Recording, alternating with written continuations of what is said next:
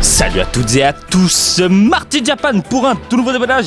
Eh bien, deux d'entre vous m'ont fait une petite remarque intéressante. Dans la playlist des Super Master Stars Peace, il manque la 02, la originale. Et je pensais vous l'avoir fait, vous avez fait le déballage et au final non, il n'y a pas la vidéo. Alors du coup je me suis dit mais c'est bizarre, je pense que j'avais fait le déballage etc.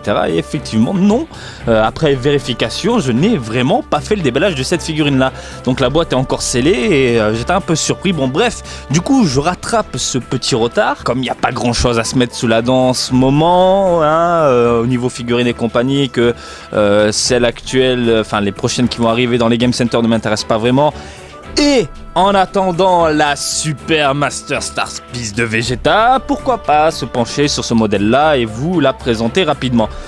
Pour rappel, c'est sorti en avril 2016, donc ça va faire un an que c'était dispo. Et oui, ça va faire un an que la gamme existe maintenant. Donc entre temps, il y avait une réédition, voilà, divers Game Center avaient eu la possibilité de proposer une nouvelle loterie, voilà, se penchant sur cette gamme-là, et des versions 1.5, voilà, c'est écrit là de toute façon, ont vu le jour, mais il n'y a pas de quoi s'affoler, c'est exactement le même produit. Donc voilà, on va se pencher sur ce produit-là pour compléter la collection complète des figurines SMSP sorti au Japon. Je précise bien sorti au Japon car pour le rappel il existe un autre modèle qui est sorti en Occident qui est disponible uniquement dans le collector de ouf de Dragon Ball Xenoverse 2. Au Japon c'est différent, hein, elle n'existe pas, donc moi si je la veux je suis obligé de la faire importer.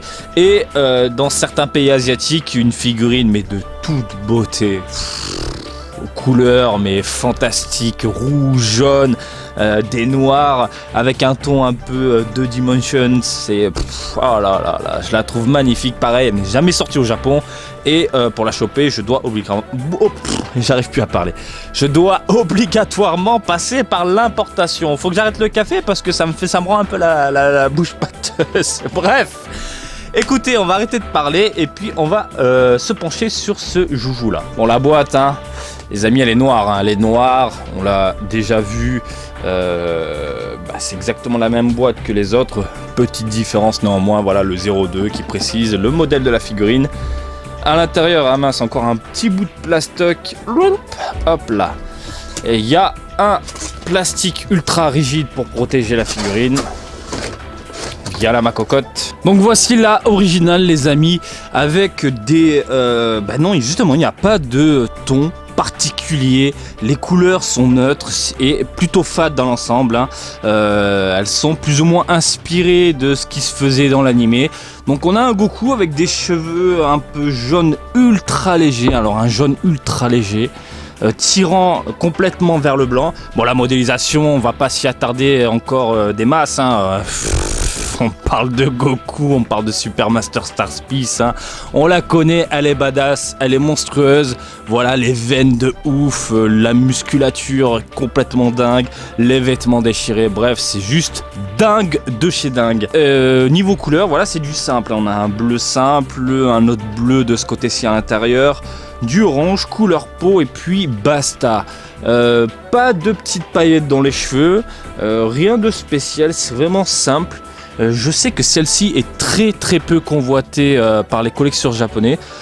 Du coup, les tarifs d'occasion ne volent pas très haut, hein. Donc c'est vraiment une des figurines qui n'est pas, j'allais dire, pas vraiment appréciée de la communauté entre guillemets au Japon. Du moins de ce que j'en vois dans les boutiques d'occasion, puisque elle est encore une fois à un prix plutôt bas. Néanmoins de mon côté, je l'apprécie énormément. Voilà, sous cet angle-là, le Goku est vraiment classe, je trouve. Voilà, c'est il n'y a rien d'autre à dire. De toute façon, vous exposez vos figurines à la suite, vous mettez les 6 modèles sur une étagère, c'est juste monstrueux. Puis avec le Vegeta qui arrive, ça va être encore meilleur, franchement. Bien sympa. Donc voilà, c'était un déballage plutôt rapide, hein. Comme vous pouvez le voir, hein, c'est de simples tonalités, de simples couleurs, ni plus ni moins.